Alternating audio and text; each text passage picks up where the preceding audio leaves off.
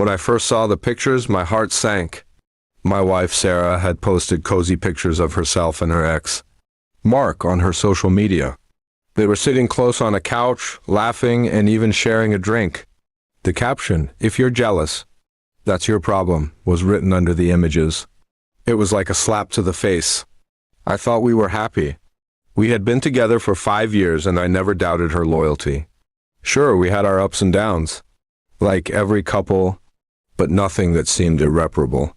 We had recently moved in together and were even talking about starting a family, but now all of that felt like a lie. I tried to brush it off, thinking it was nothing. Maybe just a nostalgic moment between old friends.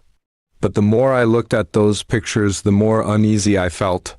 Sarah had always told me that Mark was just a friend, but now I wasn't so sure. That night, when she came home, I couldn't hold it in any longer. "Sarah, what's going on with you and Mark?" I asked, trying to keep my voice calm. She smiled, almost too casually.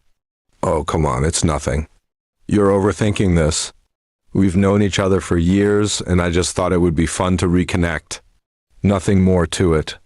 I wanted to believe her, but the doubt gnawed at me.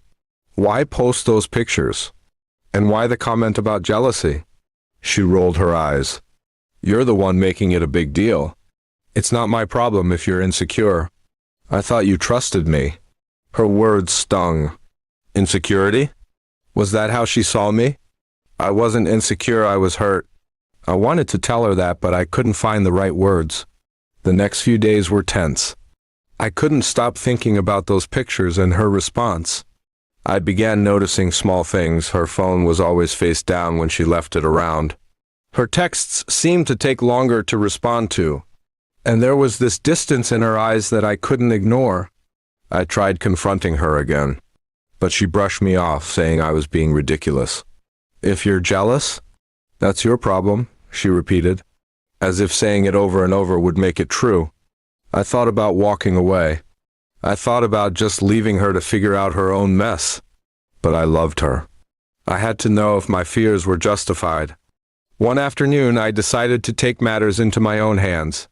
I went through her phone while she was in the shower. What I found made my heart stop. There were several messages between Sarah and Mark, messages that were flirtatious, even suggestive. She had been lying to me all along. I felt betrayed, not just by her, but by everything I thought we had built together. I waited until she got out of the shower and confronted her with the evidence. Her face turned pale when she saw what I had found. She tried to deny it at first, but the guilt was written all over her face.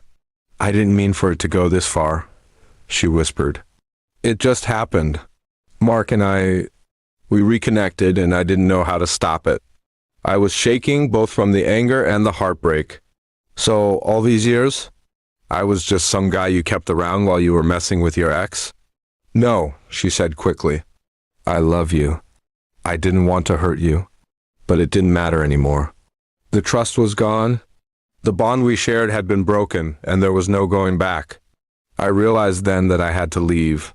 Not just for my own peace, but because I deserved better. I packed my things that night. When I walked out the door, Sarah stood there, frozen in disbelief. But I didn't look back. There was no point in staying where I wasn't wanted, where I wasn't truly loved. In the days that followed, Sarah tried to reach out, apologize, and beg for forgiveness. But I had already made up my mind. The pictures, the lies, the betrayal, they were all too much to overcome. I never spoke to her again after that day. It hurt, but it was the only way to move forward. There was no room in my life for someone who didn't respect me, who would rather play games with an ex than cherish the man who loved her. And as for her comment, "If you're jealous, that's your problem," it was no longer my problem. It was hers.